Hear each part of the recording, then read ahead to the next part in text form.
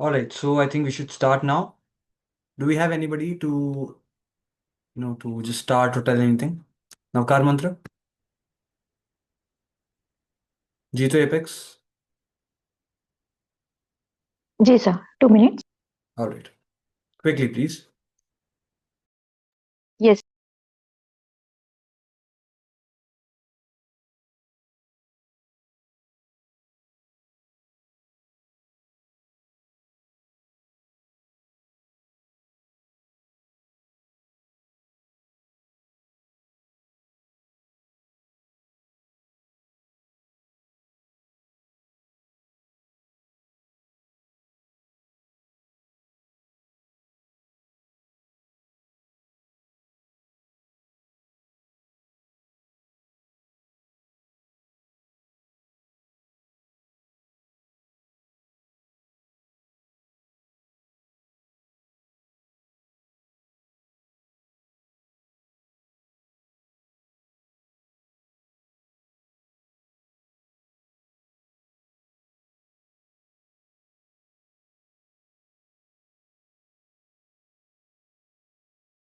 Are we starting?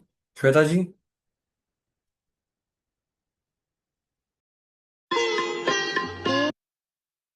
Om NaMo वरिहन्ताणं Om NaMo सिद्धाणं Om NaMo यरियाणं Om NaMo वच्छायाणं NaMo लोये सवसाहूणं ईशो पञ्चनमुक्कारो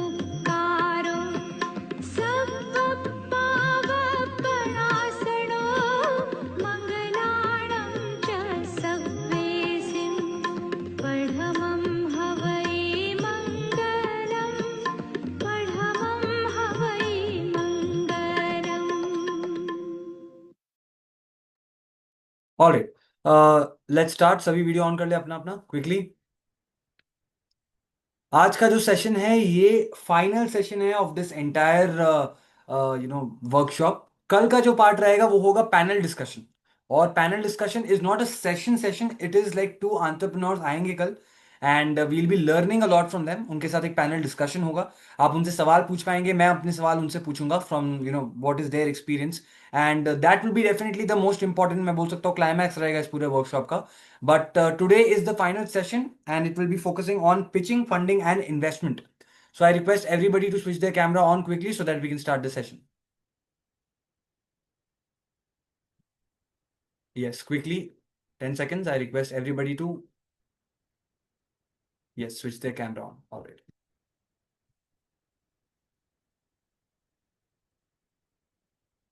Okay, I'm sharing the screen. Please let me know if it's visible. Yes, I hope the screen is visible, everyone. Yes, Yes. sir. So it's pitching and funding, alright, जो आज का topic है।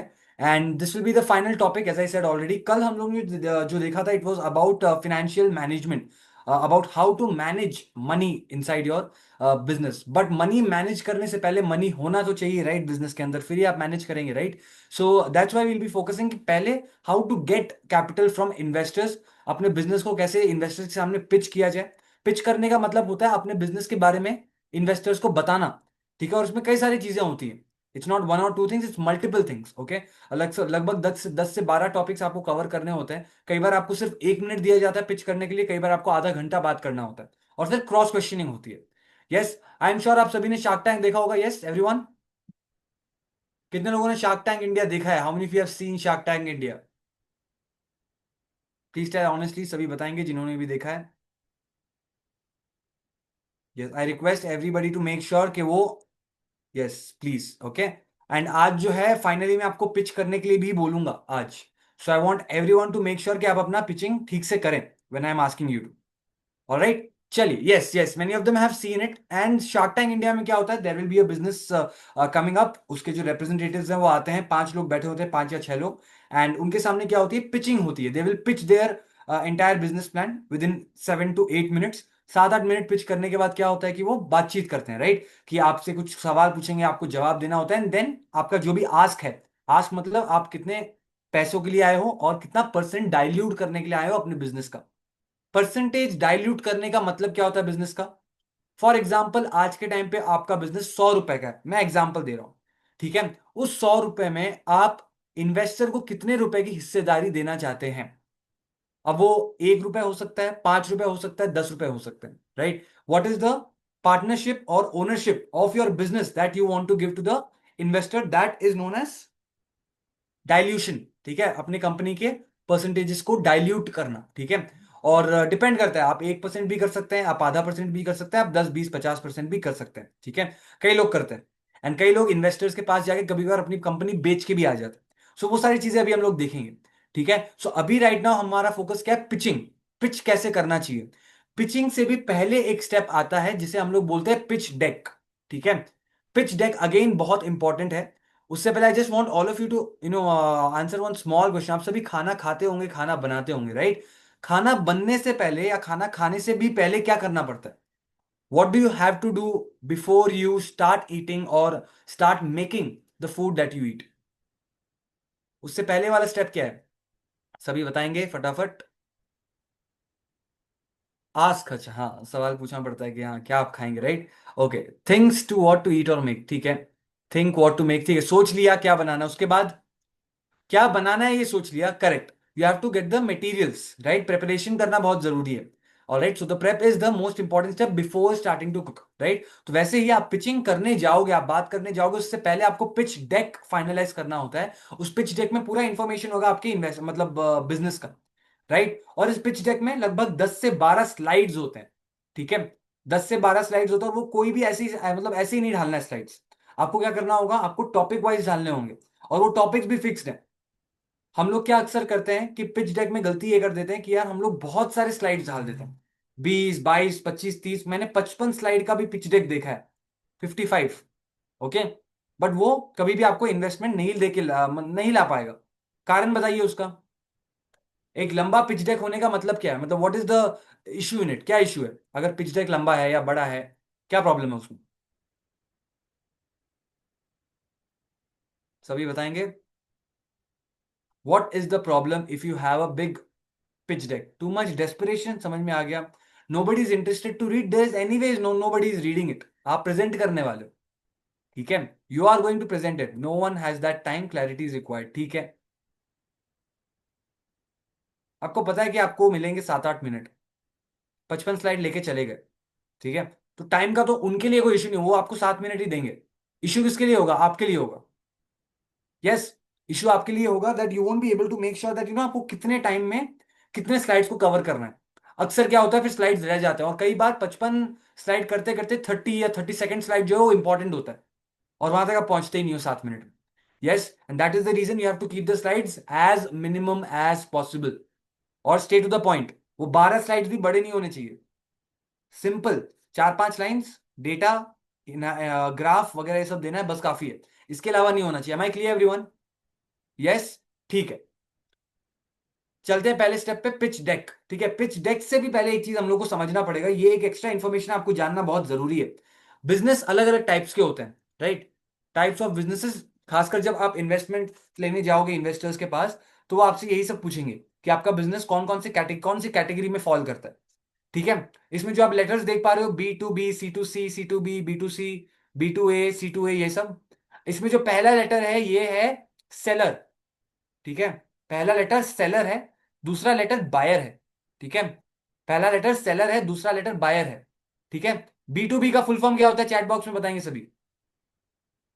Full form of B2B, everyone quickly,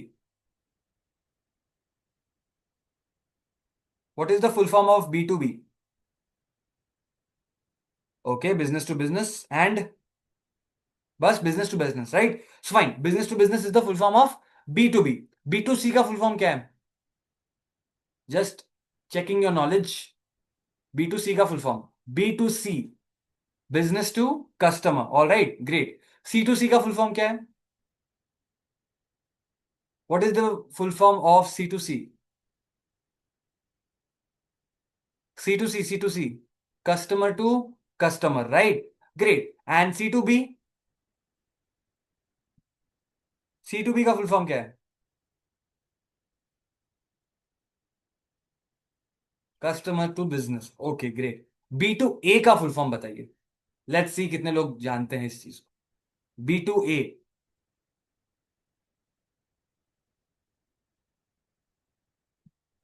क्योंकि ये थोड़ा difficult है। ढूंढ के आप नहीं बताएंगे, आप बस मुझे हाँ। Not agents, okay. इसका आंसर है करेक्ट, बिजनेस टू एडमिनिस्ट्रेशन या फिर बिजनेस टू गवर्नमेंट। और फिर सी टू ए का फुल फॉर्म क्या होगा? What is the full form of C to A? Okay great. So C to A का फुल फॉर्म क्या है? कस्टमर टू एडमिनिस्ट्रेशन या कस्टमर टू गवर्नमेंट। अब समझिए इस बात को, ठीक है? यस, ट्राई टू अंडरस्टैंड कि अब यहां पे क्या हो रहा है कि आपने बी टू बी में गया, मतलब एक बिजनेस दूसरे बिजनेस को सेल कर रहा है। इसका सबसे अच्छा एग्जांपल पता है किसी को? बी टू बी का सबसे अच्छा फुल फॉर्म, मतलब जो एग्जांपल है, ये जो रॉ मटेरियल्स परचेज करते हैं ना आप, रॉ मटेरियल्स, तो वो क्या है? आप एक बिजनेस है जो कोई रेडीमेड चीज बना रहे हैं, और कोई बिजनेस है जो रॉ मटेरियल्स को तैयार कर रहा है। तो उस बिजनेस ने आपको as a business raw materials को सप्लाई किया। तो सेलर कौन है? रॉ मटेरियल देने वाला। बायर कौन है? एक दूसरा बिजनेस। ठीक है। अब ऐसे केस में क्या हो जाता है कि B to B it is a type of business जहां पे कोई एग्जैक्ट कस्टमर नहीं है, दोनों ही बिजनेस। बट सिंस हम लोग ने पहले ही बोल दिया कि एक सेलर है और एक बायर है, इसलिए दोनों बिजनेसेस को क्या कहा गया? एक सेलर है, एक बायर है। Alright, there is no single customer involve कि कोई जाके दुकान में खरीदी कर रहा है। Am I clear everyone? B to B का कोई एग्जाम्पल बताना चाहेंगे आप? एनीबडी? बी टू बी का कोई भी एग्जाम्पल? मैन्युफैक्चरर टू होलसेलर समझ गया, okay. But B to B का कोई example, manufacturer to wholesaler is not B to B.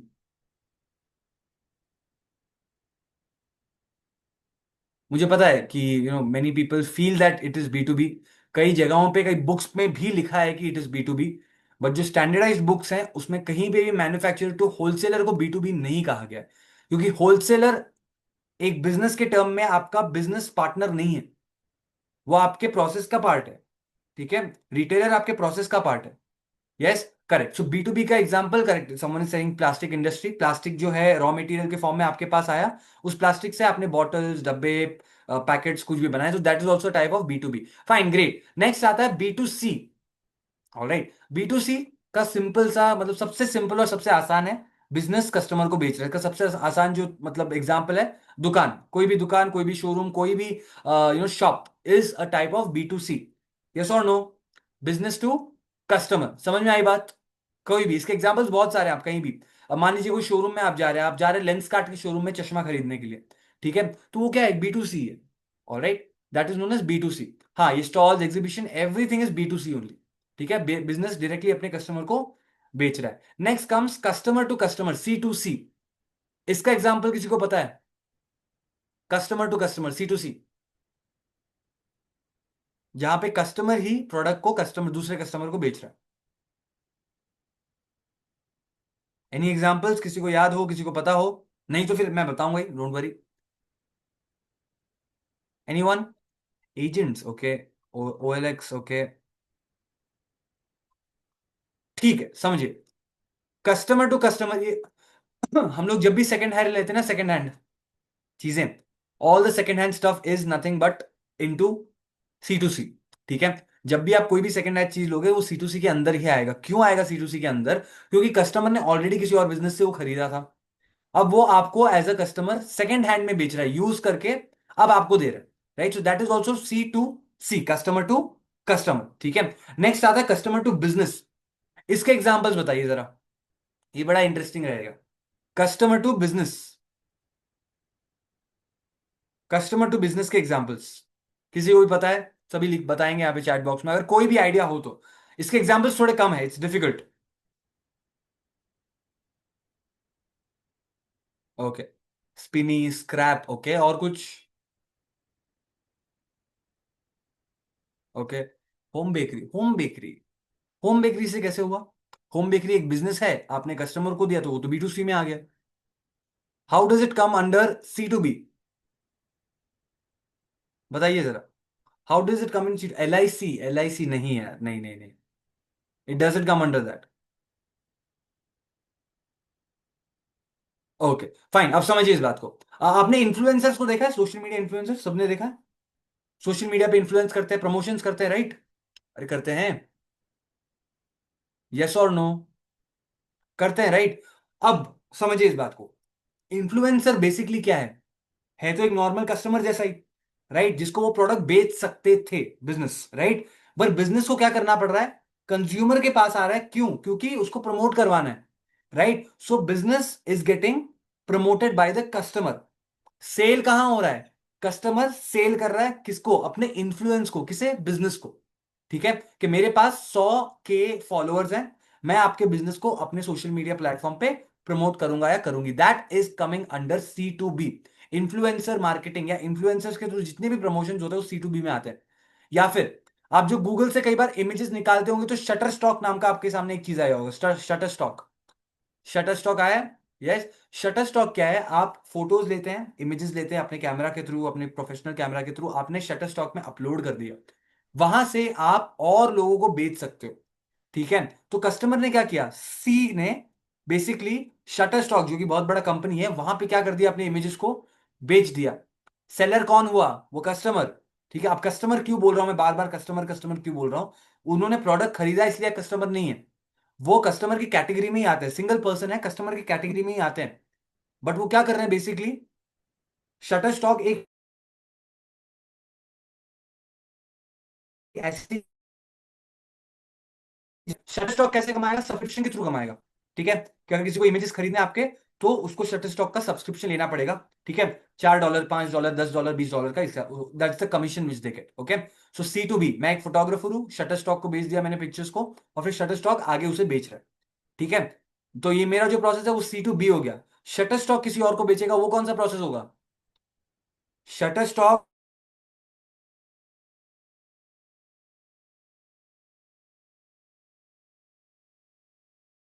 Image नहीं, B2C है, बिजनेस टू कस्टमर जा रहा है। ठीक है, दैट्स द रीजन मैं बोलता हूं हमेशा कि मतलब इसको आप समझिए। मेरा प्रोसेस, मैंने शटर स्टॉक को दिया, कस्टमर टू बिजनेस है। बिजनेस टू कस्टमर कौन सा है? स्पॉटी, सॉरी, शटर स्टॉक जो है वो बाकी लोगों को इमेजेस प्रोवाइड कर रहा है, that is called as C2B। ठीक है, ये चार चीजें सिंपल है, हम लोग ने बहुत देखा होगा। अब आता है B2A, बिजनेस टू एडमिनिस्ट्रेशन। कितने लोग यहाँ पे गवर्नमेंट को सप्लाई करते हैं चीजों को? आपकी जो भी चीजें हैं, आप गवर्नमेंट के साथ बिजनेस हैंडल करते हैं? एनीबडी हियर जिनके साथ, जिनका गवर्नमेंट के साथ दे हैव? हाँ, अरे इसमें कोई मतलब प्रेस्टीज वाली बात नहीं है, आपका बिजनेस ही वैसा हो सकता है कि आप गवर्नमेंट के साथ ही डील करते हो। जैसे कि आपका मान लीजिए स्टील प्लांट है। अब स्टील प्लांट है तो गवर्नमेंट को भी तो स्टील की जरूरत है ना, for lot of reasons, so they will guide get it from you. इसीलिए बोल रहा हूँ। एनीवन हियर जो गवर्नमेंट के थ्रू प्रोक्योर करते हैं, मतलब गवर्नमेंट को सेल करते हैं? Alright, Deepa ji family business goes to government, alright. Anyone else? No? Construction, okay. Train parts वगैरह, ऑल राइट फाइन। सो कई सारे पार्ट्स, कई सारे रॉ मटेरियल्स आपको गवर्नमेंट को सप्लाई करते, तो यहाँ पे क्या हुआ? आप एक बिजनेस हो जिसने एडमिनिस्ट्रेशन को या गवर्नमेंट को क्या कर दिया? अपने बिजनेस को, प्रोडक्ट को सप्लाई किया। All right, that comes under B2A। फिर आता है C2A। C2A का कोई मुझे बस एग्जाम्पल बता दे। कस्टमर टू एडमिनिस्ट्रेशन या customer to government, common man से गवर्नमेंट के पास। Common man is the seller, government is the buyer.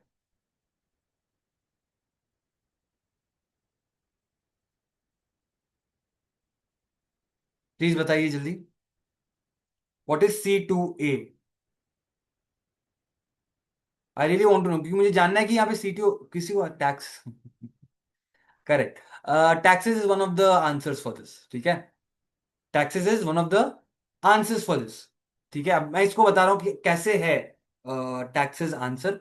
C2A जो है वो बहुत ही वियर्ड कैटेगरी है। ठीक है ना, ये कैटेगरी इतनी नॉर्मल नहीं है जितनी हम लोग को लगती है।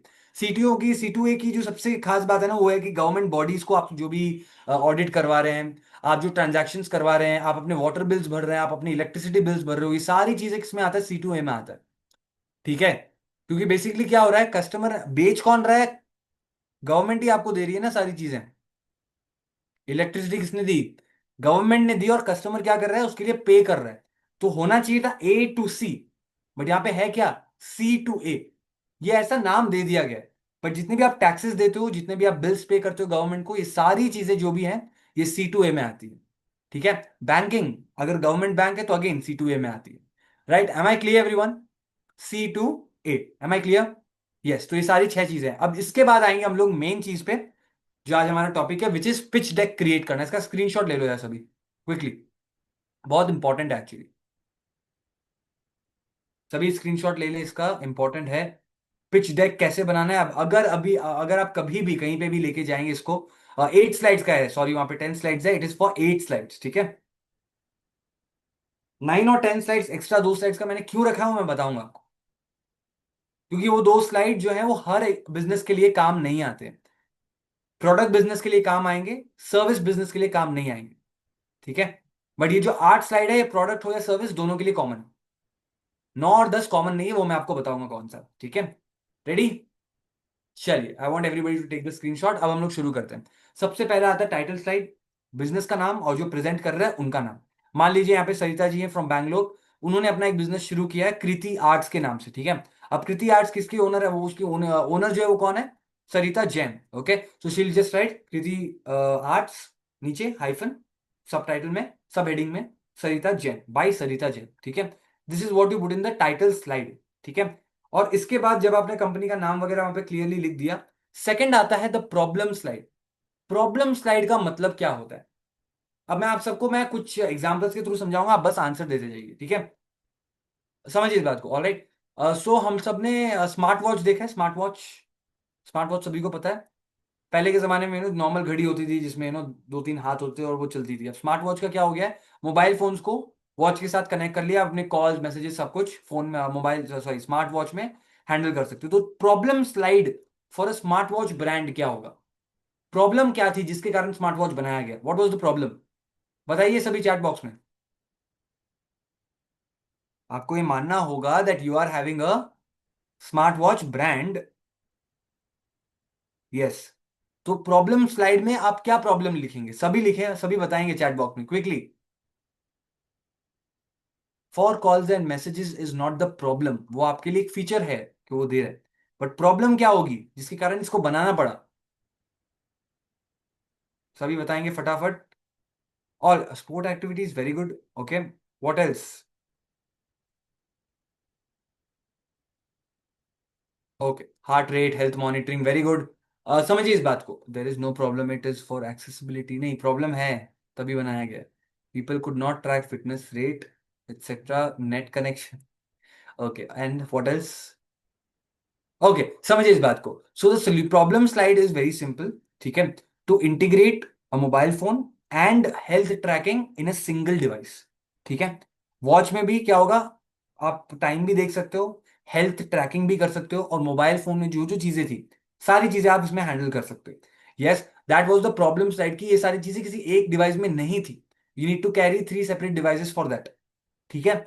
हेल्थ मॉनिटरिंग के लिए तो और भी बड़ी डिवाइस होगी, वो छोटी नहीं होगी, बड़ी होगी, right? So for that was the problem slide for this thing. Solution slide क्या है? What is the solution that you are providing? Smart watch brand है, आप सॉल्यूशन क्या दे रहे हैं? अरे स्मार्ट वॉच प्रोडक्ट है, आप सॉल्यूशन क्या दे रहे हो? 3-4 अलग अलग डिवाइसेस है, आपने क्या कर दिया सॉल्यूशन में?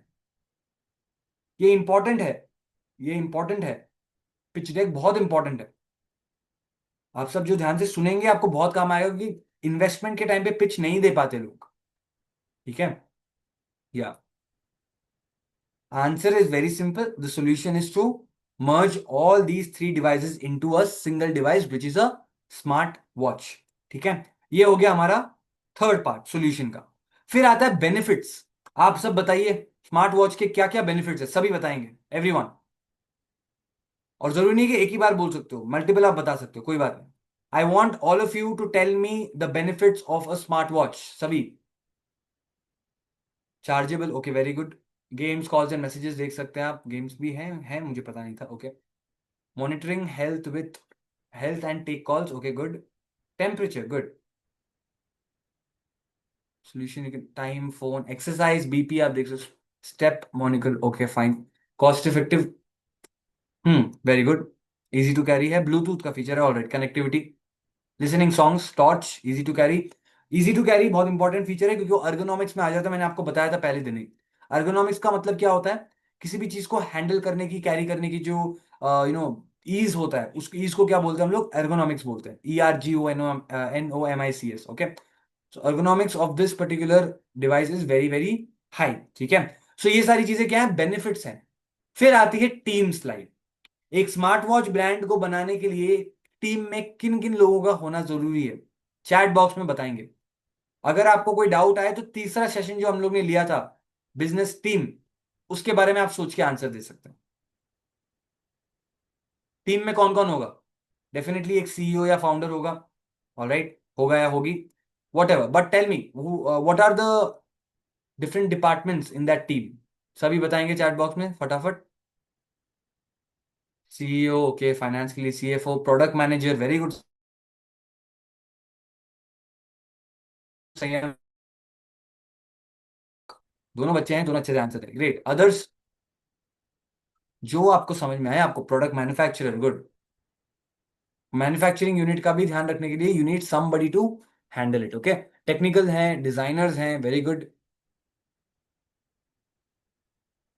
Designers, definitely product designers will be very important. So ये सभी क्या है? लोग टीम के अंदर है। तो आपको अपनी टीम को भी इंट्रोड्यूस करवाना पड़ेगा इन्वेस्टर्स को। अच्छा मुझे बताइए, tell me very honestly, investors को अपनी टीम के बारे में बताने की क्या जरूरत है? जरूरत ही क्या है? क्योंकि अगर आपकी टीम है, वो आपकी टीम है, you don't have to tell to the investor. उनको इस चीज से क्या लेना देना कि आपने टीम में किसको रखा है, किसको नहीं रखा? टू शो स्ट्रेंथ नहीं, शो स्ट्रेंथ के लिए टीम का स्लाइड नहीं रखा जाता। बिल्ड ट्रस्ट, कोई ट्रस्ट नहीं बिल्ड होता उससे। I am telling you from my perspective, ठीक है। पिच मैंने दिए भी हैं, पिच मैंने सुने भी हैं, तो in that case I know why do people attach a team slide, right. मैंने अपने 3-4 शुरू के पिचेस में नहीं किया था, और फिर ये बहुत इंपॉर्टेंट चीज जो मैंने फिर बताई। हाँ सुनिए, नहीं, टीम सेलेक्ट करने के लिए डिसीजन मेकिंग स्किल्स का हाई होना जरूरी है, यस और नो? यस और नो? अगर आप एक टीम सेलेक्ट कर रहे हो तो आपकी डिसीजन मेकिंग जो स्किल्स हैं वो बहुत हाई होनी चाहिए, तभी आप अच्छा एक टीम सेलेक्ट कर पाओगे। डिसीजन मेकिंग के बारे में एक आइडिया लगाने के लिए ही आपके जो इन्वेस्टर्स हैं आपके टीम स्लाइड को मतलब एक बहुत ही क्लोजली ऑब्जर्व करते हैं। किस तरह के लोगों को इन्होंने चूज किया है, उनकी एकेडमिक स्ट्रेंथ्स क्या है, उनका स्किल सेट क्या है, कितना एक्सपीरियंस है, कितना उनका आउटपुट रहा है पिछले 1 साल के अंदर। Alright, that's the reason team slide is very very important. No, to prove it is a one man show वो कारण नहीं है। अगर वो होगा वो अपने सवाल पूछ लेंगे आपसे कि आपके साथ कितने लोग काम कर सकते हैं, बस। But that's not the thing. Team slide is to show that how good you are in deciding कि आपको कितने लोग चाहिए और कितने लोग के साथ साथ किस तरह के लोग चाहिए। Alright, so Same, team sir. Slide is for that, okay. Sorry, next sorry, comes sir. The ma'am please mute Can yourself. I explain that point why I wrote that to one man show?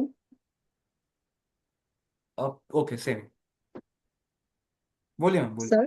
या Yeah, please. it is because when you start a new company and you're asking for investors, if you're going to be the only person who is running the business or the company, the investors might worry कि कल दिन इस आदमी को कुछ हो गया तो हमारा पैसा का क्या? Okay, Does he has anybody to run behind the business? If something happens to him, or if he's not capable of running the business, then is it safe for me to invest in such a company where it's only a one-man show? Okay. So that was my reason for saying this. Madhu ji, आप मुझे बताइए, आपके पास एक team है, do you work with a team currently? Right now, no, sir. I'm okay fine, still मैं आपसे exploring. एक normal सा सवाल पूछता हूँ, ओके। मान लीजिए आप एक टीम में वर्क कर रही हैं, आप ओनर हैं, आपके पीछे बहुत सारे लोग हैं, ये चैट बॉक्स में भी सभी आंसर देंगे अपना अपना। बहुत लोग हैं आपके साथ पीछे, ठीक है। इन केस आपको मतलब आपको किसी कारण से बैक ऑफ करना पड़े, बिजनेस छोड़ना पड़े, या फिर किसी को लगे कि आप अच्छे से हैंडल नहीं कर पा रहे, ठीक है, क्या टीम में आपने ये डिफाइन किया होगा कि मैं इसको बिजनेस हैंडल करने दूंगी, या आपने टीम को इसलिए रखा है कि आपका बिजनेस हैंडल कर पाए, बस टीम को इसलिए रखा है ताकि प्लान को एग्जीक्यूट कर पाए? क्या कारण है? टीम में आपको ये बताना पड़ेगा कि you are the next owner, और यू विल से दैट या you are the owner, but they are there to just execute the plan. Plan execute करने के लिए रखा है या लीडरशिप डिसाइड करने के लिए रखा है? नहीं, प्लान एग्जीक्यूट करने के लिए रखा है सर। करेक्ट। अब क्या होता है मैं समझाता हूँ आपको। जितने भी एंजल इन्वेस्टर्स होते हैं ना, जब एंजल इन्वेस्टिंग करते हैं, टीम में 2 या 3 लोग होते हैं, ज्यादातर एक ही इंसान होता है, इसीलिए उसको एंजल इन्वेस्टर कहा जाता है, ठीक है। तो टीम का स्लाइड इसीलिए माना जाता है, अगर आप टीम स्लाइड 2-3 चीजें होती है इसके अंदर, आप ट्रांसपेरेंटली अपनी टीम के बारे में बताओगे, मतलब खुल के, पहली बात। दूसरी या बात, कौन क्या कर रहा है और आपने उनको किस बेसिस पे चूज किया, ये दूसरी बात पता लगेगी।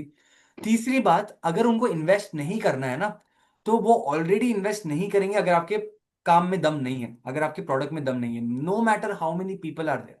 Okay, so the Okay. Team Okay. Slide doesn't even matter for the fact कि आप ये दिखा रहे हो कि मैं अकेला नहीं हूं।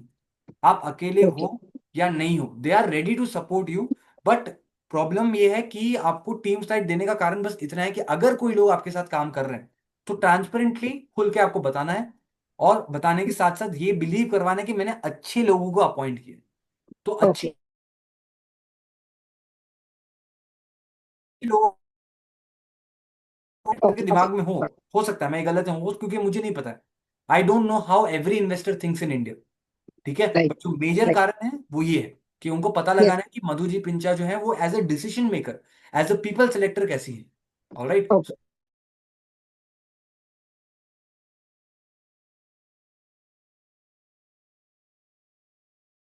दैट्स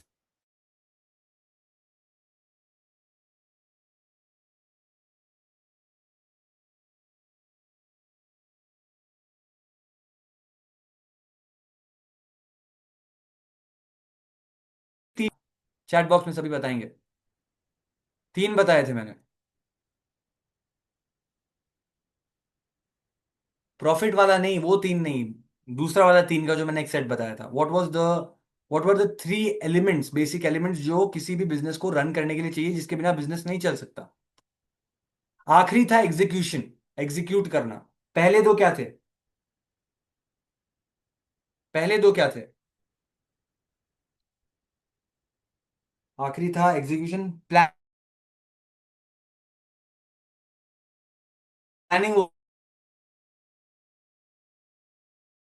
प्लानिंग से भी पहले idea is not the right word, word कुछ और था। एग्जीक्यूशन आ चुका है। नहीं, place investment planning is not the answer.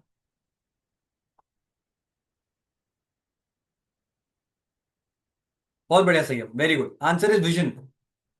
Business का विजन बहुत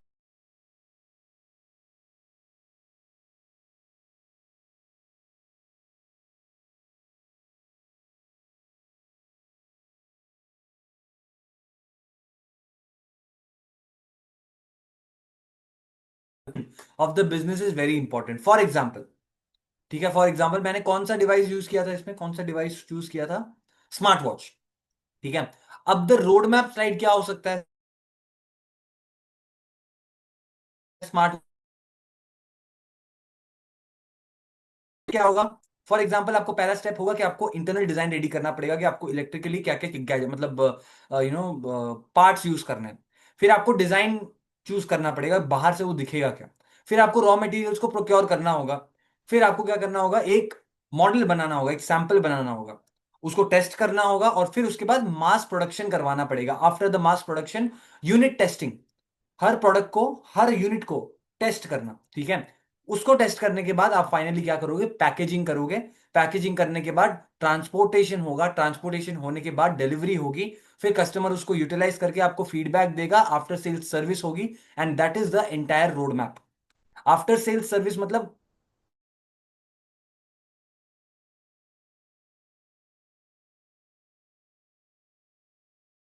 जरूरी है। इसके बाद होता है रिपोर्टिंग। फाइनेंशियली क्या क्या रिपोर्टिंग हुई है, कितना सेल हुआ, कितना प्रॉफिट जनरेट हुआ, ठीक है, कितना लॉस जनरेट हुआ, जो भी है वो आपको क्लियरली बताना पड़ेगा पिछले कई सालों का, और आगे आने वाले सालों के लिए आप क्या फोरकास्ट कर रहे हो। कल मैंने बताया था आपको कॉस्ट फोरकास्टिंग या फाइनेंशियल फोरकास्टिंग। ठीक है, तो फोरकास्टिंग बहुत इंपॉर्टेंट है। वो भी आपको बताना कि अगले 6 महीने में, अगले 1 साल में हम लोग इतना प्लान कर रहे हैं पिछले साल के सेल्स के हिसाब से कि इतना तो हम लोग कमा ही लेंगे। हो सकता है पिछले साल आपने मान लीजिए 12 लाख कमाए पूरे साल में, 12 या 12 से 15 लाख कमाए। इस साल आपका टारगेट है कि मैं 40 to 45 लाख कमाऊंगा या कमाऊंगी। ठीक है, तो वो क्या हो गया, एक रोड मैप स्लाइड हो गया, और वो कैसे करेंगे वो भी आपको बताना पड़ेगा। ठीक है, दैट्स देयर। फिर आता है the ask slide. Ask slide का मतलब होता है व्हाट इज योर आस्क, आप क्या मांग रहे हैं एज एन अमाउंट, और उस अमाउंट के लिए आप अपने कंपनी का कितना परसेंटेज उन इन्वेस्टर्स को देने के लिए तैयार है। मान लीजिए मेरा आस्क है अराउंड 10 लाख रुपीज, और उस 10 लाख के लिए मैं अपनी कंपनी का 5% देने के लिए तैयार हूं, तो वो क्या हो गया, मेरा आस्क है। अब इस आस्क स्लाइड के बेसिस पे क्या होगा, नेगोशिएशन होगा। क्या होगा? नेगोशिएशन होगा। ऑलराइट, अब नेगोशिएशन का मतलब क्या होता है, आप जो ऑफर देंगे उसको वो काउंटर करेंगे कि नहीं इतना नहीं इतना, मैं 10 लाख में 12% लूंगा, 15% लूंगा, 20 लूंगा, इस तरह से। ठीक है, या फिर बोलेंगे मैं 10% के लिए कितना दूंगा, सॉरी 5% के लिए मैं 10 लाख नहीं दूंगा, मैं 8 लाख दूंगा। या तो पैसे बचाने की कोशिश होगी, या तो ज्यादा परसेंटेज लेने की कोशिश होगी, दो में से एक। वो कुछ बोलेंगे और फिर आप वापस काउंटर करोगे कि नहीं सर ये नहीं, ये करते हैं। ठीक है, आप अलग अलग ऑप्शंस दोगे, whoever इज द पर्सन। ठीक है, that is the ask slide. And finally comes the contact slide. Contact slide का मतलब होता है CTA। अगर उनको कोई एक्शन लेना है बाद में, आपके जाने के बाद, कि मैं इसको इस बिजनेस पे इन्वेस्ट करना चाहता हूं या करना चाहती हूं, तो उस केस में आपको कांटेक्ट कैसे किया जाए, तो वो कॉन्टैक्ट स्लाइड ऐड करना बहुत इंपॉर्टेंट है। ठीक है, this are the 8 slides which are compulsory in every pitch deck. ठीक है, अब मान लीजिए आपका पिच जो है क्लियर हो गया, आप अगले स्टेज में पहुंच गए जहां पे आपको इन्वेस्टमेंट के बारे में इन्वेस्टर्स को और क्लियरली बताना होगा, समझाना होगा। ठीक है, तो 2 स्लाइड और ऐड हो जाएंगी। किसी को आइडिया कि कौन से 2 स्लाइड्स हमें ऐड करनी चाहिए आपके हिसाब से? मुझे पता टेक्निकली आपको पता नहीं होगा, बट जिससे काफी डिटेल मिलती किसे, इन्वेस्टर को, प्रोडक्ट के बारे में, बिजनेस के बारे में। कौन सी 2 ऐसी स्लाइड्स हैं? लोगों का अलग से स्लाइड नहीं होगा, टाइटल स्लाइड में आप जोड़ सकते हो उसको, वो कोई दिक्कत नहीं। वेबसाइट नहीं, वो कॉन्टैक्ट स्लाइड में आ जाएगा। और सभी जवाब देंगे? कॉन्ट्रैक्ट आ चुका है, कॉन्ट्रैक्ट आ चुका है, कॉन्ट्रैक्ट। अच्छा, कॉन्ट्रैक्ट तो वो स्लाइड डेक में नहीं आता, वो तो दोनों पार्टीज बैठ के डिसाइड करते। Future goal comes in road map, profile of the company. आप अगेन वही टाइटल स्लाइड के पार्ट में आप 2-3 चीजें जोड़ सकते हो। प्रोफाइल के लिए अलग से स्लाइड या तो रखा ही नहीं, अलग से नहीं रखा जाता। आप जब टाइटल स्लाइड खोलते हो ना, तभी आप क्लियरली बता देते हो कि my company is this, this is my mission about my company. मैं ये कंपनी मैंने कब शुरू की, क्या शुरू की, ये सारी चीजें जनरली बाय वर्ड्स ही बोली जाती है, अलग से स्लाइड नहीं रखा जाता पिच डेक के टाइम पे। क्योंकि कोई भी पढ़ के सुनाने के लिए इतना टाइम नहीं है वहां पे, आपके पास सिर्फ 7-8 मिनट है। आपको टाइटल स्लाइड के लिए 30 सेकंड मिलेंगे सिर्फ। ठीक है, that's how. Social media links again contact में आएगा। Scaling up the business, okay fine, extra funds needed in the future, नहीं अभी तक तो कुछ आया नहीं है जो ऐड करना चाहिए था। एनीबडी एल्स फाइनल ट्राई कोई करना चाहे? प्रोटोटाइप नहीं यार, प्रोटोटाइप के लिए अलग से स्लाइड रखने की जरूरत नहीं। प्रोटोटाइप तो वैसे पहले बात प्रेजेंट करते हैं, स्लाइड में नहीं आएगा वो। गवर्नमेंट सपोर्ट अगेन इसमें नहीं आएगा, पिच डेक में नहीं आएगा। हाँ, टाइटल स्लाइड के बीच बाद में अगर आप इमेजेस ऐड करना चाहते हो, अचीवमेंट्स अपना ऐड करना चाहते हो, तो आप ऐड कर सकते हो, बट वो टाइटल स्लाइड का एक्सटेंशन ही माना जाएगा, कि उसी को कंटिन्यू किया गया, अलग से कुछ। रिसर्च काइंड नहीं, माइलस्टोन्स नहीं, फीडबैक नहीं, legal documents no, everything is an extension of title slide. Other products which produce, no. बहुत इंपॉर्टेंट चीज है ये, पता नहीं कैसे भूल रहे हैं आप सभी। Competition no. चलिए हिंट देता हूं, हमारे 6 फेजेस थे, इस पूरे वर्कशॉप के 6 फेज थे, उसमें से एक फेज बहुत इंपॉर्टेंट है यहाँ पे। एक फेज बहुत इंपॉर्टेंट, दूसरा वाला आप लोग गेस नहीं कर पाएंगे शायद, पर ये पहला वाला तो आपको गेस करना चाहिए। हमने जो 6 फेजेस डिस्कस किए पहले दिन से अब तक, उसमें से एक चीज आएगी यहाँ पे। फाइनेंस नहीं है, सेल्स। हाँ क्या? आपका मार्केटिंग एंड सेल्स स्ट्रैटेजी क्या है, वो आपको एक अलग से स्लाइड में रखना पड़ेगा। ओके, आज के टाइम पे पिच डेक में ये होना जरूरी है, आज से 1.5-2 साल पहले तक जरूरी नहीं था। ठीक है, कई लोग आजकल प्रेलिमिनरी लेवल, शुरुआती स्तर पे ही क्या बताने लग जाते हैं अपना, मार्केटिंग स्किल्स। क्यों? उनको पता लगता है इन्वेस्टर्स को, यार ये अपने प्रोडक्ट को ऑडियंस तक ले जाने तक कितने ज्यादा सक्षम है, how capable they are of taking their own product till the audience और टिल द कस्टमर्स। ठीक है, तो मार्केटिंग एंड सेल्स स्ट्रेटेजी का जो स्लाइड है वो भी बहुत इंपॉर्टेंट होता है। ऑलराइट, और जो आखिरी स्लाइड है वो होता है प्रीवियस इन्वेस्टमेंट्स की। अगर किसी ने आपको इन्वेस्ट किया है, सीड फंडिंग मतलब शुरुआती दौर में किसी ने आपको आप पे इन्वेस्ट किया हो, एंजल इन्वेस्टर्स, वही वापस अगर शुरुआत में किसी ने किया हो, वेंचर कैपिटलिस्ट, अगर आपने इन्वेस्टमेंट राउंड्स को चलाया हो, जैसे कि माई कंपनी, सो हमने A B C and C+, ये 3 राउंड चलाए, 4 राउंड चलाए। ठीक है, तो in this case we have been taking the investment, and इसमें क्या होता है दैट अलग अलग कंपनीज होते हैं, कुछ कंपनीज होते हैं, कुछ फर्म्स होते हैं, और कुछ इंडिविजुअल्स होते हैं जो इन्वेस्ट करते हैं। ठीक है, डिपेंडिंग अपॉन देयर इंटरेस्ट। ठीक है, और उस टाइम पे आपकी एक वैल्यूएशन होती है। मान लीजिए वैल्यूएशन कैसे कैलकुलेट किया जाता है, मैं आपको समझाता हूँ। कितने लोगों को पता है कि वैल्यूएशन किस तरह से कैलकुलेट करते हैं, कंपनी की वैल्यूएशन, कि आज के समय पे मार्केट के अनुसार आपका जो बिजनेस है वो कितना वैल्यू होल्ड करता है?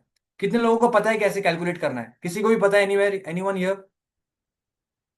Does anyone know? If you know then please tell yes. अगर नहीं तो फिर मुझे बताना पड़ेगा, क्योंकि वो इंपॉर्टेंट है। हम लोग पता नहीं, कई लोग मैंने देखा है जिस तरह से कैलकुलेट करते हैं ना अपने प्रॉफिट्स को, सॉरी अपने वैल्यूएशन को, बहुत ही वियर्ड होता है, मैंने देखा है। आप शार्क टैंक पे भी देख, कई लोग आते हैं 300 करोड़ वैल्यूएशन, 400 करोड़, वो शार्क शार्क टैंक पे आ क्यों रहे फिर? राइट, कोई जरूरत ही नहीं है शार्क टैंक पे आने की। यस, कैलकुलेशन इंपॉर्टेंट है यार, वैल्यूएशन ऑफ द कंपनी की। ठीक है, तो जब भी आप किसी इन्वेस्टमेंट राउंड में जाओगे तो आपको वैल्यूएशन देनी पड़ेगी, उस वैल्यूएशन के हिसाब से परसेंटेज आपको डाइल्यूट करना पड़ेगा। ठीक है, मान लो मेरे कंपनी जो मैंने बोला कि यार 10 करोड़ की है, ठीक है, तो 10 करोड़ के हिसाब से मेरी कंपनी का 1% कितने का हुआ? सभी बताएंगे चैट बॉक्स में। 10 करोड़ के वैल्यूएशन के हिसाब से मेरी कंपनी का 1% कितने का हुआ? 1 lakh. 1 lakh? Seriously? 10 lakh? Answer is 10 lakhs. So my company is worth 10 lakhs for just 1%. All right. 10 lakh का है मेरे 1% का वैल्यू। ठीक है, सो अगर someone wants to invest in my company, they have to pay how much? 10 lakhs for 1% of dilution for ownership in my company. ठीक है, तो ये हो गया मेरा इन्वेस्टमेंट राउंड। अगर मैंने पहले कभी इन्वेस्टर्स को लिया है अपने कंपनी में, तो वो मुझे इन्फॉर्म करना पड़ेगा। क्यों इन्फॉर्म करना पड़ेगा? उनको पता होना चाहिए कि और कौन कौन इन्वेस्टर्स है, क्योंकि हो सकता है उन इन्वेस्टर्स में सिर्फ किसी एक के साथ उनकी ना बनती हो। Right, and they don't want to get into a place where that person is there. हो सकता है ईगो इशू सब में ही होता है, आप सब जानते ही है, राइट? तो वो इशू उनमें ना हो, इसीलिए हम लोग क्या करते हैं, प्रीवियस इन्वेस्टमेंट्स को भी बता देते हैं पिच डेक में। ठीक है, very very important. And then इसके अलावा यही दो टोटल स्लाइड्स थे, और टोटल कितने हो गए? 10 स्लाइड हो गए। मार्केटिंग एंड सेल्स आप चाहें तो मेंशन करें, नहीं करेंगे तो भी कोई दिक्कत नहीं है। और जो प्रीवियस इन्वेस्टमेंट की स्लाइड है, अगर आपने लिया है तब आप मेंशन करेंगे, अगर नहीं लिया तो आप मेंशन नहीं करेंगे। Am I clear? These are the elements of a good pitch deck. समझ में आई बात? यस, चलो नेक्स्ट बात पे जाते हैं। अब what are the mistakes that we often do pitching करते वक्त? अब और जो नहीं करनी चाहिए, ठीक है, हम लोग अक्सर भूल जाते हैं और ये गलतियां कर देते हैं। पहला क्या है? Lack of preparation. प्रिपेयर करेंगे नहीं, हमें लगता है 7-8 मिनट ही तो बोलना है, अपने बिजनेस के बारे में बोलना है, कुछ भी बोल के आ जाएंगे। नहीं, पिचिंग से पहले आपको 3 चीजें रेडी करनी पड़ेंगी, बहुत इंपॉर्टेंट है। ठीक है, पहला आपका करंट बिजनेस, जो आपका जो करंट बिजनेस स्टेट है, कंडीशन है, वो आपको पता होना चाहिए। ठीक है, कितने लोग हैं, कितना सैलरी दे रहे हैं आप, कितने सेल्स हो रहे हैं, कितना प्रॉफिट हुआ है उसमें से, कितना लॉस हुआ है, कितना बर्न हुआ है। बर्न का मतलब होता है आपका इंटरनल जो आपका सेविंग्स था उसमें से कितना आपको लगाना पड़ा, that is known as burn. Business से पैसा टूट रहा है उसको क्या बोलते हैं? बर्न होना। ठीक है, अब वो बर्न 5% हो सकता है, 8% हो सकता है, 12% हो सकता है, डिपेंड करता है। ठीक है, तो सारी चीजें आपके करंट स्टेट को आपको पता होना चाहिए कि मैं अभी करंटली बिजनेस मेरा कहां पर है। ठीक है, पहली बात। दूसरी बात, ओवर कॉम्प्लिकेटिंग द आइडिया, मतलब अपने प्रोडक्ट को सिंपल तौर पे बताना सबसे अच्छी बात होती है। हम लोग क्या अक्सर कर देते हैं, कई बार क्या करते हैं कि we tend to over complicate, कि यार बिजनेस उनको समझ में आएगा ही नहीं, और वो कभी नहीं करना चाहिए। स्मार्ट वॉच है, सिंपल सी बात है, बता दिया। अब उसमें ये बताना, बड़े बड़े टर्म्स को यूज करना, टेक्निकल टर्म्स को यूज करना, हो सकता है आपका इन्वेस्टर टेक्निकल आदमी है ही नहीं, maybe they are normal businessman और बिजनेस वुमेन, जिनको अपने पैसे को बस इन्वेस्ट करना है किसी अच्छे बिजनेस में। तो ओवर कॉम्प्लिकेट नहीं करना है, सिंपल तरीके से आप अपने बिजनेस को समझाओ। हाँ, उसमें जो फायदे हैं वो सारी चीजें आप उनको हाँ बता सकते हो कि सर मैं इतना फायदा दे रहा हूं सबको। उसमें कोई चीज नहीं कि आपको कम करने की जरूरत है, आप क्लियरली उनको बताओ। सो ओवर कॉम्प्लिकेट नहीं करना। तीसरी बात है, failing to address the main problem. ठीक है, जो प्रॉब्लम था उसको छोड़ के हर बारे में आपने बात कर ली, बस प्रॉब्लम के बारे में बात नहीं की। ठीक है, बेसिकली क्या मतलब है इसका, कि पॉइंट पे रहना बहुत जरूरी है। इधर उधर होना, जो मतलब की बात नहीं है वो करना। राइट, कि सर ये 10 साल पहले आज ये इस प्रोडक्ट में ये ऐसा हुआ करता था, वैसा हुआ करता था, नहीं, जरूरत ही नहीं है ना। जो आप बोलने के लिए आए हैं आप उतना ही बोलेंगे, प्रॉब्लम क्या है और आप उसको सॉल्व कैसे कर रहे हैं, दैट इज इट। ठीक है, उसके अलावा आपको ज्यादा नहीं बोलना। Then comes lack of differentiation, मतलब अपने कॉम्पिटिटर्स से आपके अंदर कुछ भी अलग ना हो तो कोई भी बिजनेसमैन आप में इन्वेस्ट नहीं करेगा, बिजनेसमैन और business women will not invest in you if there is no differentiation. अगर आप में कुछ भी अलग नहीं है, डिफरेंट नहीं है, तो nobody will invest in you. कारण क्या है इसका? लैक ऑफ डिफरेंशिएशन के कारण इन्वेस्टर्स इन्वेस्ट नहीं करते। इसका कारण क्या है? वाई? सभी बताएंगे जल्दी। USP, okay fine. मैंने बिजनेस प्लानिंग में एक पॉइंट बताया था, तीसरा चौथा या चौथा या पांचवा पॉइंट था जहां तक मुझे याद है। इसी चीज से रिलेटेड था, लैक ऑफ डिफरेंशिएशन से रिलेटेड था। क्या था वो पॉइंट? हर बिजनेस का अपना एक क्या होता है? No something new, no one will invest. अच्छा ओके, क्या होता है? Very good, who has said this answer? Samyak, okay. Value proposition बहुत इंपॉर्टेंट है। आप में अलग क्या है, वो बहुत इंपॉर्टेंट है। आम या खास, जो मैंने उस दिन बोला था। अगर आम चीज है तो कोई भी इन्वेस्ट नहीं करेगा, अगर खास चीज है तो इन्वेस्ट कर लेंगे। ठीक है, किराने का दुकान नहीं खोल रहे हम लोग कि 10 किराने की दुकान है, सब में एक ही चीज बिक रही होगी और सभी चलेंगे, नहीं। यहाँ पे it is a proper company, it is an investment which they are doing in a company, एक बिजनेस आइडिया में इन्वेस्ट कर रहे हैं। तो आपका आइडिया कुछ तो अलग हो, एक वैल्यू प्रोपोजिशन होना चाहिए, डिफरेंशिएशन होना चाहिए। आप भले ही एक ही प्रोडक्ट बेचो चलेगा, बट उस प्रोडक्ट में भी क्या होना चाहिए, कुछ ना कुछ अलग या बेहतर। अलग ना भी हो, बेहतर होना चाहिए। अगर आप उसी एक चीज को बेहतर भी बना दोगे तब भी आपको इन्वेस्टमेंट मिल जाएगा। Alright, next comes ignoring the competition. Investors को एक और चीज अच्छी नहीं लगती, ठीक है, कि आप अपने कॉम्पिटिटर्स को इग्नोर करो। ठीक है, आप में कॉन्फिडेंस है कि आप उसको क्रॉस कर लोगे, आप चीजों को हैंडल कर लोगे, ठीक है, बट इग्नोर कर देना इज नॉट गुड। मैं आपको एक छोटा सा एग्जांपल बताऊंगा। ओयो के बारे में आप सबने सुना है? कितने लोगों ने सुना है ओयो के बारे में? Oyo rooms, yes. कितने लोगों ने सुना है? सभी बताएंगे, I want everybody to answer. Yes. So Oyo के बारे में आप सभी ने सुना है। अब ओयो की खास बात क्या है कि जब ओयो आया था, ओयो के अलावा और भी ट्रैवल एंड बुकिंग्स की कई सारी कंपनीज थी। किसी का नाम पता है आप सभी को? Anyone knows the name of any other booking platform? तो नाम बताइए प्लीज, किसी और बुकिंग प्लेटफॉर्म का नाम। बुकिंग प्लेटफॉर्म यार, गोआईबीबो, यस बिल्कुल था ओयो के आने से पहले। और गोआईबीबो के अलावा Airbnb, Make My Trip, yes. So all these, Sterling resorts, yes. Mahindra, right, Club Mahindra was there. So all of these were already there. Oyo ने उस कंपटीशन को इग्नोर नहीं किया। उसने क्या किया कि यार ये सभी हैं और लोग उसके पास अभी भी जा रहे हैं, आज भी जा रहे हैं। ओयो जब है तब भी मेक माई ट्रिप बहुत अच्छा चल रहा है, बट उसने क्या कर लिया, उसने अपने आप को बस बना दिया कि मैं सिर्फ अकोमोडेशन पे फिलहाल फोकस करूंगा। ठीक है, अकोमोडेशन पे फोकस करूंगा, और अकोमोडेशन का मतलब होता है होटल बुकिंग्स, बुकिंग्स रहने के लिए। ठीक है, तो उसने कंपटीशन को इग्नोर नहीं किया, अपने लिए एक जगह बनाई मार्केट के अंदर। ठीक है, जिसके लिए मिडिल क्लास आसानी से पैसा दे। ओयो बजट फ्रेंडली भी है, और अगर अच्छी प्रॉपर्टीज भी आपको चाहिए तो उसके लिए भी है। ओयो ने क्या किया, कंपटीशन को इग्नोर नहीं किया, इसीलिए 2013 में शुरू हुई ओयो ने 2014 में $100 मिलियन की इन्वेस्टमेंट को उठाया। ठीक है, that is the reason why it grew so well.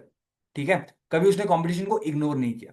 फिर नेग्लेक्टिंग द फाइनेंशियल्स, फाइनेंशियल को नेग्लेक्ट करना कि सर पिछले साल आपने कितना कमाया, कितना लॉस हुआ, कितना बर्न हुआ, कितना प्रॉफिट हुआ, इसका एक प्रॉपर रिकॉर्ड होना जरूरी है। अगर आप उसको नेग्लेक्ट कर लेंगे, वहां पे सवाल पूछ लिया गया आपसे कि क्या था पिछले साल या पिछले क्वार्टर या पिछले महीने का सेल्स, और आपको याद ही नहीं है ठीक से पॉइंट टू पॉइंट, तो ऑटोमेटिकली पता लग जाता है कि सामने वाले को खुद ही अपने बिजनेस की नहीं पड़ी है। तो फिर किसी और को पड़ी है या नहीं उससे कोई मतलब ही नहीं पड़ता।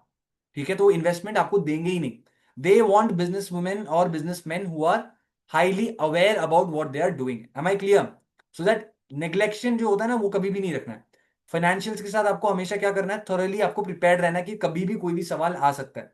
और सबसे ज्यादा सवाल ही इसके बारे में आते हैं। आपका बर्न क्या है, आपका एबिडा, एबिडा का मतलब होता है earning before income and tax. ठीक है, डेप्रिसिएशन, तो इनकम और टैक्स हटाने से पहले एबिडा आता है। और एबिडा को आप और बाकी भाषा में आप क्या बोल सकते हो, ग्रॉस प्रॉफिट भी बोल सकते हो। ठीक है, सॉरी इनकम एंड टैक्स नहीं, इंटरेस्ट एंड टैक्स, लोन के ऊपर जो इंटरेस्ट वगैरह आता है उसको हम लोग एबिडा बोलते हैं। उसको घटाए बिना जो आपका रेवेन्यू है उसको हम लोग एबिडा बोलते हैं, ग्रॉस प्रॉफिट। ठीक है, सो फाइनेंशियल्स को क्या नहीं करना है, नेग्लेक्ट नहीं करना, उसको याद रखना है, अपने पास रख के रखना है। फिर आता है lack of passion and confidence, वहां जाके एकदम ढीले ढाले से हम लोग प्रेजेंट कर रहे हैं, नहीं चलेगा। वो नॉर्मल कम्युनिकेशन में भी नहीं चलेगा। अगर अपने दोस्त से भी बात कर रहे हो, थोड़ा एनर्जी चाहिए, राइट, वरना दोस्त को क्या लगता है कि बात करने में इंटरेस्टेड ही नहीं है। राइट, तो इन्वेस्टर को भी ये लगेगा कि आया है पैसा लेने या आई है पैसे लेने, but the thing is that they are itself not interested. ठीक है, या कंफ्यूज है या मेस्ड अप है। ठीक है, वो बहुत इंपॉर्टेंट है कि आप इस तरह की सिचुएशन में ना रहें। You should be energetic enthusiastic, और एक लगना चाहिए कि यार एक आवाज में एक खनक होनी चाहिए कि यार ये क्या बात हो रही है करके। People are liking what you are speaking. फिर भले वो आपको इन्वेस्टमेंट दे या ना दे, आपको ठीक से सुनेंगे। Yes, very important. And then comes poor timing and delivery. कब क्या बोलना है और कैसे बोलना है ये आपको पता होना चाहिए। कभी भी अपने इन्वेस्टमेंट पिच के थ्रू किसी दूसरी कंपनी या वहां पे बैठे किसी का इंसल्ट ना हो, या उनको कोई गलत आइडिया ना जाए या कोई गलत मैसेज ना जाए कि आप ओवर कॉन्फिडेंट हो। ये सारी चीजें आपको ध्यान रखनी होगी। Right, this is how you perfectly pitch your idea in front of a investor. ये मिस्टेक्स आपको अवॉइड करनी होती है। नाउ टाइप्स ऑफ इन्वेस्टर्स बहुत इंपॉर्टेंट है, 5 टाइप्स है। पहला, एंजल इन्वेस्टर्स। ठीक है, एंजल इन्वेस्टर्स क्या करते हैं? बेसिकली एंजल इन्वेस्टर्स आपको तब पैसा देते हैं जब कोई भी आप पे पैसा लगाने के लिए तैयार नहीं है, आप आइडिया स्टेज पे हो। एंजल इन्वेस्टर्स कौन है? जो आइडिया लेवल पे आप पे इन्वेस्ट करते हैं। फिर आता है पीयर टू पीयर लेंडर्स।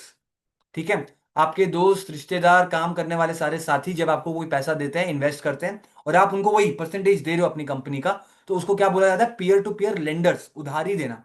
पर यहां पे उधार नहीं दिया जा रहा है, ये कोई उधारी नहीं है, वो आप पे पैसा इन्वेस्ट कर रहे हैं आपके बिजनेस के ऊपर, और उस बिजनेस में उनका एक हिस्सा आ जाता है। ठीक है, देर आर टू थिंग्स, एक होता है ऑपरेशनल पार्टनर और एक होता है फाइनेंशियल पार्टनर। फाइनेंशियल पार्टनर का मतलब क्या होता है? चैट बॉक्स में बताएंगे सभी quickly. What is the meaning of financial partner? Business में फाइनेंशियल पार्टनर का मतलब क्या होता है? हु गिव मनी, बस। Shares, profit loss, okay. Working partner, okay. Only investing money, very good. Financial partner वो होता है जो पैसे इन्वेस्ट करते हैं, ऑपरेशंस में या फंक्शंस में या काम में उनका कोई रोल नहीं रहेगा, पैसे दे देंगे बस। ऑपरेशनल पार्टनर्स वो होते हैं जो आपको पैसे या दे या ना दे, आपके काम में आपकी हेल्प करेंगे, इसीलिए वो आपके पार्टनर्स हैं।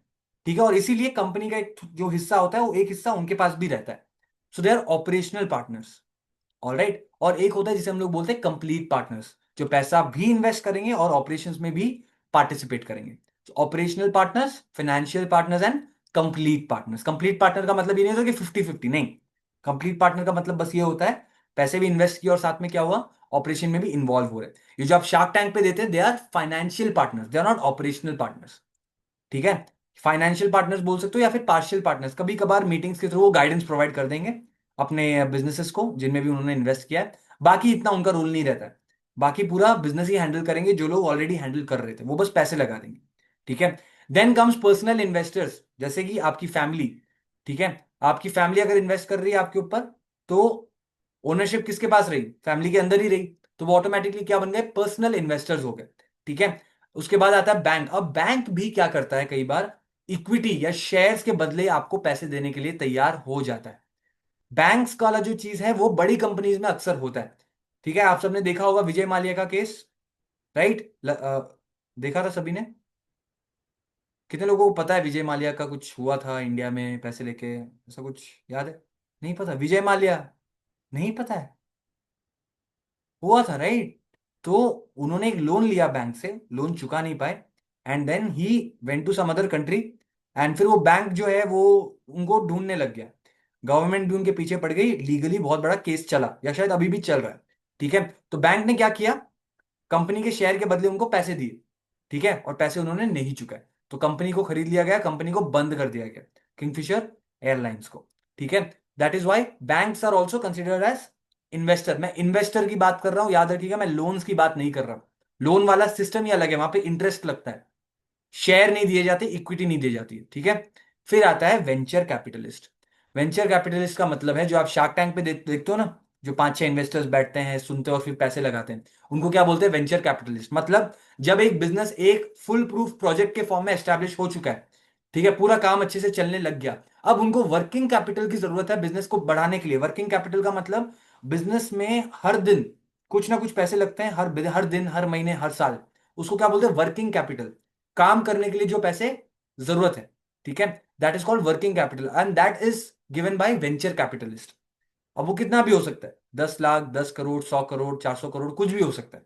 ठीक है, वेंचर कैपिटलिस्ट बड़े कंपनीज में भी इन्वेस्ट करते हैं, छोटी मोटी कंपनीज में भी इन्वेस्ट करते हैं ताकि उनको ग्रोथ मिले। ठीक है, and this is how the different types of investors are there. ठीक है, एंड देन फाइनली कम्स ये चीज जो आपको पता होनी चाहिए, ध्यान से सुनिएगा। मान लीजिए आपको एक डील मिली, ठीक है, जिसमें 10% के लिए आपको 10 लाख रुपए दिए जा रहे हैं। ठीक है, अब नेगोशिएट करना है आपको। आपको 10% में 10 लाख नहीं चाहिए। या तो आप चाहते हो कि 10% अगर वो ले रहे हैं तो मुझे 15 लाख दें, या फिर 10% में, सॉरी, 10 लाख में 5% ही उनको मिलेगा। ठीक है, नहीं 15 लाख, वेरी, एक सेकंड। ठीक है, हाँ, मान लीजिए आपको चाहिए कितने, 18 लाख फॉर 10%, या फिर अगर वो दे 10% के लिए आप 5 की जगह 6% दे सकते हो। आप या तो परसेंटेज उनको थोड़ा सा बढ़ा के दे दो, या तो उनसे बोलो कि आप सर थोड़ा सा मुझे पैसे बढ़ा के दे दो। ठीक है, पर मुझे 10 लाख में 5% ही बेचना है। अब अगर आपको नेगोशिएट करना है, so you will be figuring out कि हाउ टू नेगोशिएट, उनसे वापस अपने डील पे कैसे लाया जाए। ठीक है, ताकि मेरा ज्यादा से ज्यादा फायदा हो। ठीक है, यस, वेरी, और साथ में डील भी ना जाए हाथ से। तो पहला क्या है, हाईलाइट और ट्रैक रिकॉर्ड। आपको बोलना पड़ेगा कि मेरा ट्रैक रिकॉर्ड बहुत अच्छा है। ठीक है, हम इतना सेल्स कर रहे हैं पिछले 1 साल से, 2 साल से, और इसीलिए आई थिंक मुझे इतना अमाउंट तो मिलना ही चाहिए। ठीक है, आप जो डील मुझे दे रहे हैं मुझे नहीं लगता वो फेयर है, नंबर वन। नंबर टू जो है वो वर्थ, कंपनी का वैल्यूएशन आपको अच्छे से पता होना चाहिए। ये 300 करोड़ 400 करोड़ वाला सीन नहीं होता, उसका पूरा एक प्रोसेस होता है। ठीक है, किसी को भी वो प्रोसेस चाहिए तो यू जस्ट टेक्स्ट मी, मैं आपको टेक्स्ट में वो बता दूंगा कि प्रोसेस क्या है एग्जैक्टली। ठीक है, सो नोइंग योर वर्थ, कंपनी का वैल्यूएशन पता होना बहुत जरूरी है। थर्ड है रिसर्च योर इन्वेस्टर्स। अब इसका मतलब क्या है, आप जब किसी इन्वेस्टर के पास जा रहे हैं, मिस्टर एक्स के पास जा रहे हैं, तो मिस्टर एक्स के बारे में जानना बहुत इंपॉर्टेंट है। आप सोचेंगे सर मैं पैसों के लिए जा रहा हूं या जा रही हूं अपने कंपनी में वर्किंग कैपिटल लाने के लिए, उनके बारे में जानना क्यों जरूरी है? क्योंकि अगर आप उनके बारे में जानेंगे तो आप कई बार उनसे बात कर सकते हो ऑन अ पर्सनल लेवल कि सर मैंने आपकी भी जर्नी देखी है, आपने ये अचीव किया, आपने ये चीजें फॉलो की, भले ही आपको जाने से पहले उनके बारे में कुछ भी नहीं पता था। ठीक है, चलेगा, पर आप उनके बारे में रिसर्च करके जाओ। ठीक है, जब आप रिसर्च करके जाओगे आपको पता होगा कि वो इंसान किस तरह से डिसीजन लेता आया है अपनी लाइफ में, इसीलिए फंडिंग के दौरान भी वो किस तरह के डिसीजंस ले सकते हैं। Alright, that's the third thing. Fourth thing, be confident but flexible. ये मैंने आपको बोला। मान लीजिए उन्होंने एक डील दिया, आपको चाहिए थे 10 लाख 5% के लिए, उन्होंने डील दिया आपको 10 लाख 7.5% के लिए, 7.5, 2.5% एक्स्ट्रा चाहिए। ठीक है, तो आपको कॉन्फिडेंस है अपने आप पे, बट आप ये नहीं कर सकते कि नहीं मैं कुछ भी एक्स्ट्रा नहीं दूंगा, 10 के लिए 5% ही है तो उतना का उतना ही होगा, उससे बढ़ाऊंगा नहीं। तो आप इतने रिजिड, इतने सख्त नहीं हो सकते। आपको क्या करना पड़ेगा, थोड़ा फ्लेक्सिबल होना पड़ेगा। या तो आप बोलो कि sir if you want 7.5%, I will take maybe 13 और 14 लैक्स। या फिर आप क्या कर सकते हो, 10 लाख के लिए I will give you 6% instead of 5। तो वो फ्लेक्सिबिलिटी आपके पास होनी बहुत जरूरी है। Alright, finally comes considering alternative option. अब ऑल्टरनेटिव ऑप्शंस क्या क्या हो सकते हैं, आप गए थे सिर्फ इन्वेस्टमेंट के लिए, बट आप क्या कर सकते हो, आप उनको लोन के लिए भी अलग अलग चीज कर सकते हो। फॉर एग्जाम्पल आप गए थे 20 लाख 5% के लिए, आप क्या कर सकते हो कि ठीक है sir, you give me 15 lakh for 5% and take 5 lakh and then give me 5 lakh loan. तो आपके पास अमाउंट अभी भी कितना आया, 20 लाख ही आए हैं। ठीक है, अमाउंट तो अभी भी 20 लाख आया, पर आपने क्या किया, 15 लाख एज ए इन्वेस्टमेंट लिया और 5 लाख लोन ले लिए। अब वो जो भी इंटरेस्ट है, 10 है 12 है 18 है, वो उन पे डिपेंड करता है कि वो आप पे कितना इंटरेस्ट लगाएंगे। तो आप ऑप्शन को डाइवर्ट भी कर लो, ताकि 15%, 15 लाख देने से इन्वेस्टमेंट में उनका रिस्क कम हो गया, क्योंकि 5 लाख तो आपको लौटाना ही पड़ेंगे किसी भी हालत में। ठीक है, so that is how you can also create alternative options. Am I clear everyone? Yes, okay, fine. That is all about pitching, funding and investment. कल का जो सेशन रहेगा बहुत इंपॉर्टेंट रहेगा and it is open for all. So आपके जो भी family members and all of them are there, you can make sure that they also attend, kids youngsters all of them. So it is same again 3 to 4 p.m. 4 p.m. तक रहेगा। Then आप सवाल पूछ सकते हैं अपने, all of that can take place. या if your college students you can ask your friends to join up. Yeah, two very, very important women entrepreneurs are coming. One has worked with government on solar energy and many, many multiple projects, or another is also a business coach. She's a business coach. उनका अपना एक HR consultancy firm है। बड़ी बड़ी companies में training provide कर चुकी है। सो that is how she she is build her brand. ठीक है, one is Ritu Chordia and one more is Shilpa Patel. All right. So these two people will be coming tomorrow, and I'll soon share the invite to all of you. Please make sure that all of you join tomorrow. All right. Yes. Any other doubt, please ask me. If not, then we'll just wind up the session in 5 minutes. Yes.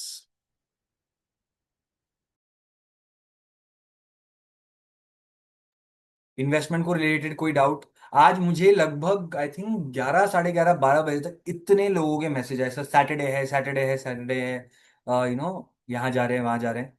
Saturday के time पे सब मतलब अहमदाबाद में there all busy people Saturday and Sunday. I think वो कारण है। I at least got 6 to 7 peoples messages. और शायद कुछ फिर कुछ लोगों ने मैसेज नहीं भी किया है। Yes. Alright, so any doubt anybody? Sir, I have a doubt, sir. Yes, बोलिए Madhu ji. Sir, about the venture capitalists that you'd mentioned, hmm. that these are the people who invest in your working capital of the company. नहीं, आप वो आपको कभी नहीं बोलेंगे कि मैं आपके वर्किंग कैपिटल में इन्वेस्ट कर रहा हूँ, पर वो आपके वर्किंग कैपिटल में ही जाएगा ना। आप एक बिजनेस चालू कर चुकी Right. हैं, you are Oh, running yeah, it. yeah, या yeah. So now, how do we kind of what are we giving them? I mean, having they invested there, and my company is already made full fledged चल रही है company you are मेरी giving the ownership established. Ma'am. आप अगर उनसे पैसा ले रही हैं तो आपको अपनी कंपनी का एक हिस्सा उनको देना पड़ेगा। Oh, okay. हाँ। Again, equity. हाँ, इक्विटी। और इसमें एक और चीज होती है, एग्जिट नाम की एक चीज होती है। तो वो आते हैं कुछ वक्त के लिए, वो जरूरी नहीं कि वो हमेशा के लिए रहेंगे। मान लीजिए वो आए आपकी कंपनी में 10 लाख रुपए देके 5% ले लिया उन्होंने आपकी कंपनी, ठीक है। अब क्या Okay. होगा, जब आपकी कंपनी बड़ी हो जाएगी, ठीक है, तो एग्जिट वो ले लेंगे। मान लीजिए वो 10 लाख जो 5% के लिए आज था, आपकी कंपनी बढ़ गई, वैल्यूएशन भी बढ़ गई, तो आज उस 5% की वैल्यू है मान लीजिए 1 करोड़, ठीक है। Okay. तो उनका 10 लाख 1 करोड़ बन चुका है, राइट। हाँ. तो वो हाँ. ऑटोमेटिकली एग्जिट ले लेंगे।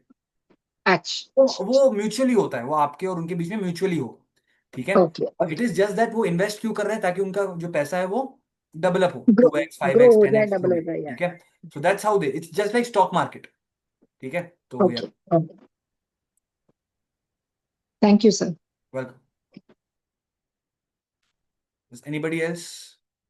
जिन लोगों को लगता है शार्क टैंक वाले जो है वो जिंदगी भर उस बिजनेस में इन्वेस्टर बन के रहता है, ऐसा बिल्कुल भी नहीं है, ठीक है। वो ऑटोमेटिकली साल 2 साल 3 साल 4 साल बाद बाहर आ जाते हैं, जब उनको लगता है कि यार बस इतना हो गया, अब इस कंपनी से हम लोग अपना इन्वेस्टमेंट बाहर ले लेते हैं। तो 5% जो उनकी हिस्सेदारी थी, वो हिस्सेदारी वापस वो लौटा देंगे, and then they will take back the amount जो उस वक्त उस 5% का है, ठीक है। प्री कॉन्ट्रैक्ट हुआ ये नहीं, नहीं, एग्जिट हमेशा प्री कॉन्ट्रैक्ट नहीं होता है। आप मुझे बताइए, मेरे पास 5% है आपकी कंपनी की, तो मेरी मर्जी ना, मैं जब बेच के जाना चाहूँ, इसमें मेरी कॉन्ट्रैक्ट की क्या जरूरत है? बिकॉज वो 5% मेरे हैं, अब मुझे आपकी कंपनी का हिस्सा नहीं रहना है। मुझे जितना गेन करना था, प्रॉफिट कमाना था, मैंने कमा लिया, ठीक है। So then I will take it back, क्योंकि दोनों का ही फायदा है। मेरा 5% मुझे वापस मिल गया, आपके पैसे आपको वापस मिल गए। Yes, yes, correct, sell it back. Barter system जैसा ही है, पर यहाँ पे पैसे इन्वॉल्व है, तो हम लोग इसको एग्जैक्टली बार्टर सिस्टम नहीं बोल सकते। Yes, any other doubt?